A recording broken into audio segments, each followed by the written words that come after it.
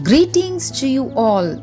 Now let's see the 16th Thirukural from the second chapter, Vaan sirappu. விசும்பின் துளி வீழி நல்லால் மற்ற ஆங்கே பசும்புல் தலை காண்பதரிது.